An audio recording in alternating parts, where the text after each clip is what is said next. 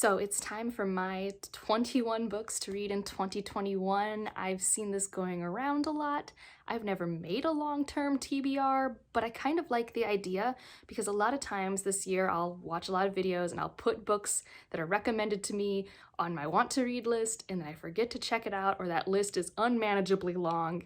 And I forget to try and prioritize some of these reads that I did think were interesting. So when I made my list, I made it with the intention of focusing on standalones, specifically not in fantasy, although I do have a few fantasy standalones on here, but it's mostly sci-fi. I think over half this list is science fiction, and then I have a few horror because there have been a few horror recommendations that have made me interested in trying out that genre, even though that is not my standard genre if you've been here for any amount of time. I have a few nonfiction, and yeah, I wanted to try this out to focus on those things because I feel like I'm pretty good at keeping up with my series TBR videos. But with standalones, I am not as good at remembering which ones I want to read, especially with science fiction, which always by the end of the year, I'm like catching up on series for fantasy and I forget that science fiction is a genre that I adore. So I figured this was a good way to focus on it. And so when I'm talking about these books today, there's 21 of them. I don't have synopses for all of these. I will say why I looked into them, what intrigues me about them, who recommended them to me, and most of these are probably going to be books that a lot of you don't know because I know for me these were books that were not on my radar, and that makes me even more excited.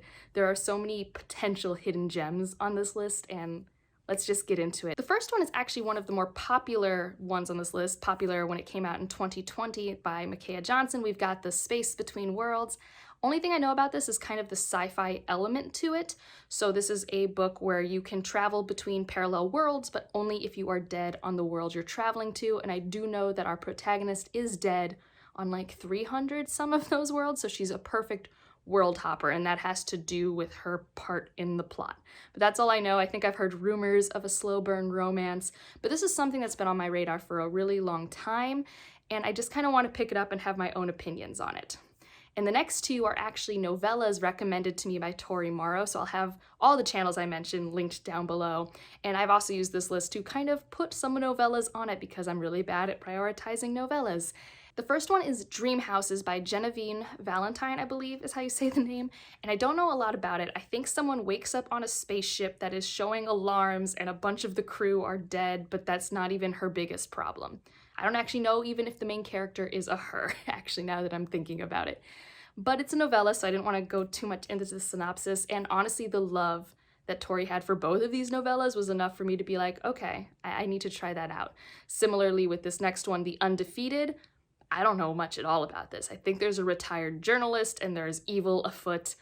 This one, even more than the last one, she was just so enthusiastic about, and I'm just like, okay, I heard you, I will go read that book. So that's why these two are on the list. Oh, the next one, so I did way back when like a subgenre of fantasy tier ranking list, and I realized future fantasy is like a genre, and I was like, I want more in that. And Chloe from Thistle and Verse, who she probably has a few of the recommendations on this list, does great standalone reviews, and she actually commented on that video and was just like, well, have you ever read The Prey of Gods? So that's on the list. All I know, AI, robots, gods, magic, yes, all of my buzzwords. Look at this cover, it looks gorgeous. I am very ready to consume this book.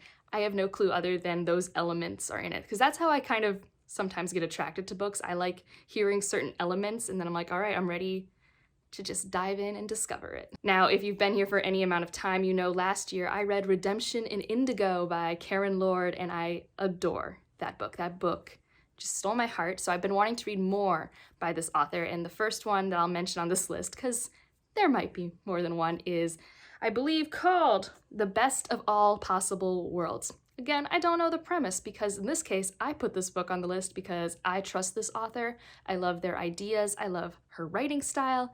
I want to check this book out. The next one is another recommendation from a booktuber that I trust. So this is a recommendation from Rachel at her channel Kalanati. So I'll have her link down below, and this is China Mountain Zhang. I meant to read this in December and just didn't get around to it. It's also a sci-fi novella.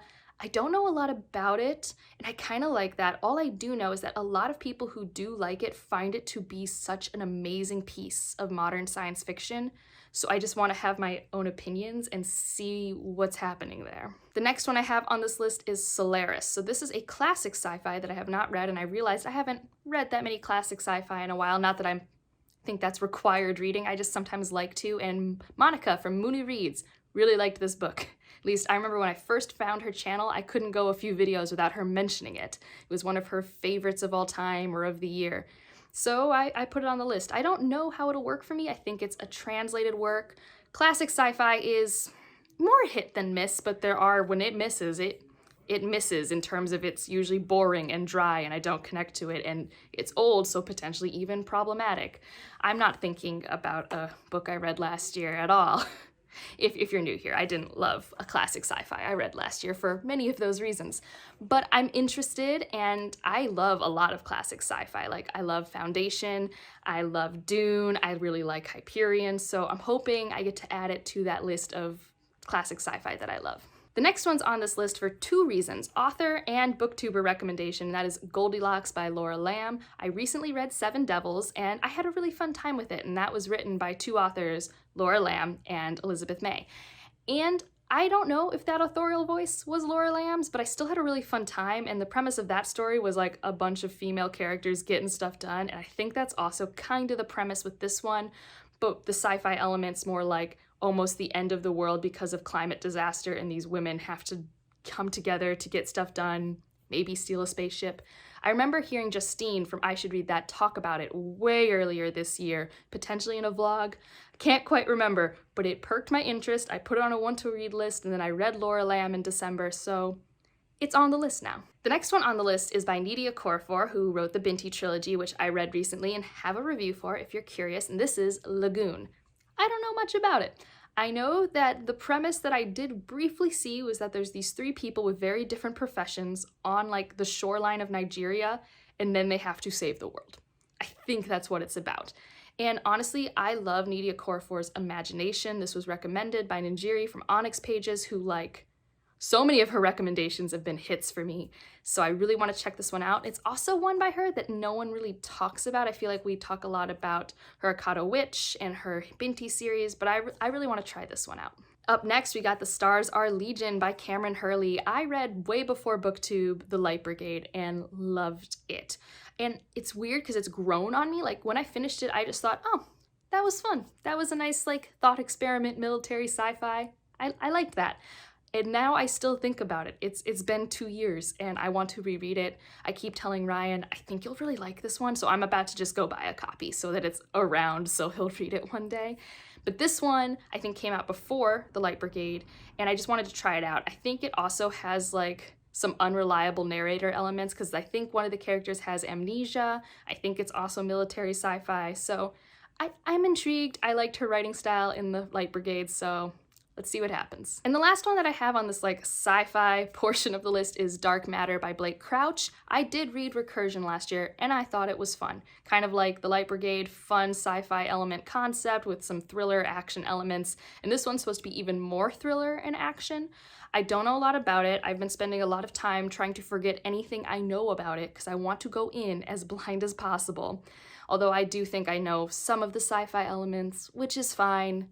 It's what happens when you're on BookTube long enough. But Ryan actually bought a copy of this book for his own reading, and you'll see his list eventually. But I figure it's in the apartment. I did like Recursion. I know it's one of Jade's from Bedtime Bookworm's favorite books, so I want to give it a try. I lied. There's one more, I think, sci-fi. At least I'm considering it dystopian sci-fi, and this is Upright Women Wanted. And this was on my list for multiple reasons. One, when I was just on the internet searching around for books that I wanted to read, but then I believe Judith and Justine have read it, and Judith keeps talking about how much she loves this book. And I think it has found family elements. I think it, like I said, has dystopian elements that I really like. It's definitely a dystopian world where you're not allowed to be yourself, specifically, I think, in terms of sexuality and gender identity. And it's, I think, kind of about this group of women who are doing some interesting things to combat that. I don't know, but I'm really interested. And again, it's another novella, so I'm not diving into it too much, but I'm very excited. We are now into the horror section of this list, and I'm only a little bit terrified. I'm a big baby. But I'm really excited because Rachel from Shades of Orange actually recommended one of these to me because we talk sometimes on Voxer, and I'm like, she knows my taste. She was really excited about this work because this was one of her favorites of the year, and that's The Changeling by Victor LaValle. And I'm really interested. It's kind of like horror fantasy, which I do sometimes like horror with fantastical elements, like when it gets those creepy vibes, kind of supernatural forces. So I don't know a lot about it. I'm not looking things up for horror because I feel like half the fun is the discovery and the confusion. But she really loved it, so I'm really hoping I like it. And by the same author, I want to read The Ballad of Black Tom. The Ballad of Black Tom has been on a lot of people's best of the year, specifically Jocelyn from Yogi with a Book really liked it, and I believe Shannon from That's So Poe really liked it recently. It's a novella. I think it has Lovecraftian elements, which I always like those ideas in theory, but I don't think I would like reading his works, so I'm really interested to see what's in store here. And the last one I'll talk about for horror is Nosferatu, or sometimes I hear people say Nosferatu. I don't know. I think it's a license plate, so I don't think you can say it wrong. This is by Stephen King's son, Joe Hill. And I've had mixed history with Stephen King, but I hear Joe Hill, although takes a lot from the themes of his father, has his own writing style. I know recently Jessie May reviewed it in a wrap-up and loved it. And it's apparently like just a Christmas creepy horror book that everyone seems to love. So I want to try it out. If, I figure I need to try out one of the horror books that most of my friends like and just see what happens. I'll now talk about like the few fantasy standalones I have on this list, and one of them is Unraveling by Karen Lord. This might also be considered sci-fi, but I hear it's the same world as Redemption and Indigo, which is definitely fantasy. And I figure, if I'm wrong, but I want to read it. This was actually the book Njeri from Onyx Pages first recommended to me. When we were talking one day in Quarantine Pages, and she's like, oh, you like confusing things. I think we were talking about This Is How You Lose the Time War. And she's like, you need to try Unraveling. I think you'd really like it. And then I found out Redemption and Indigo is the first book, so I just started there.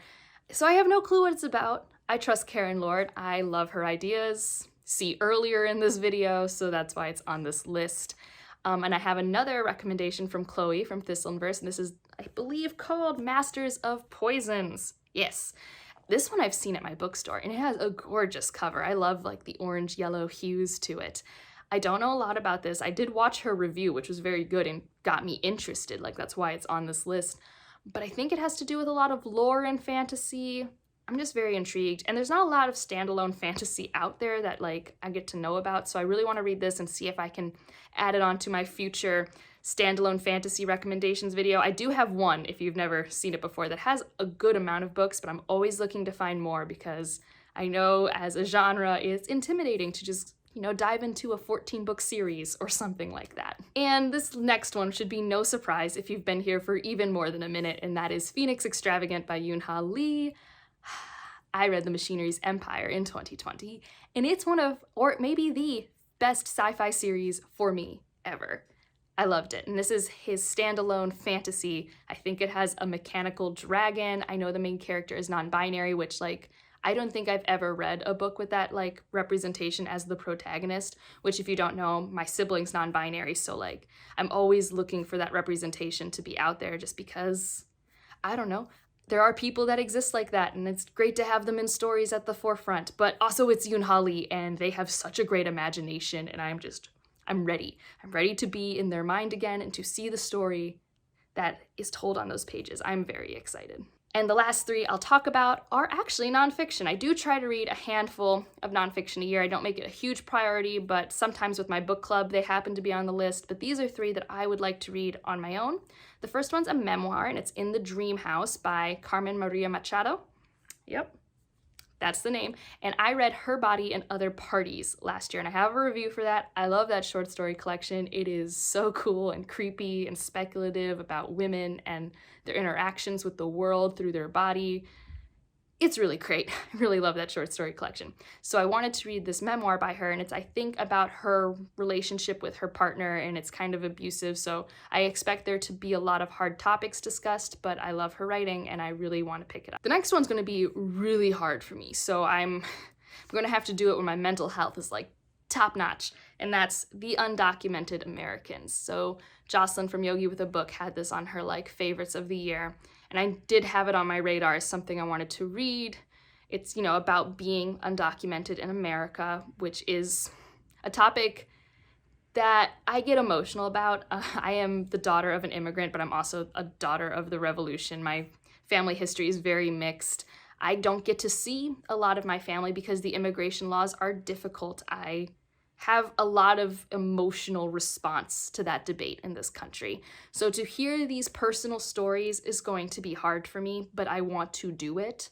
So I'm going to. This is probably the most challenging, scary read on any TBR I've ever made for myself, because I say a lot that I'm heartless and I don't cry, but this one will probably make me cry. And to end on a happier note, the last one is Braiding Sweetgrass. This is a book that my cousin Sarah has recommended to me forever, and then Audrey from Perpetual Pages read it for Indigathon, so it's on the list. I've also learned that I should always read everything Audrey tells me to read. That's really what I learned in 2020. But I don't actually know the specifics of this nonfiction. I do think it has to do with the relationship with food, but I'm really not sure. I just have had 2 people in my life who I trust recommend it to me, and it's been on my radar for literally like years. Like, it's been on my want to read list probably for 5 years. So I kind of want to prioritize it at this point. So those are the 21 books, I think, by my count, unless I was wrong. If that's the case, I'm sorry. Are there any books you're hoping to prioritize in 2021? I am excited to use this list, maybe as I put together things for readathons, because I don't have a physical TBR. But if I think ahead enough, I can use this as a quote-unquote physical TBR for readathons and things like that. So I don't know. The opportunities are endless, and I'm just excited. All of these books are so exciting to me. A lot of my friends recommended them to me, and it's a new year. I'm very excited to consume all the stories. So if you've made it this far, why don't you put a robot in? Because there's a lot of sci-fi here, especially for Pray the Gods. I had a robot on the cover. And otherwise, like if you liked it, subscribe if you want to, and I'll see you in the next one. Bye.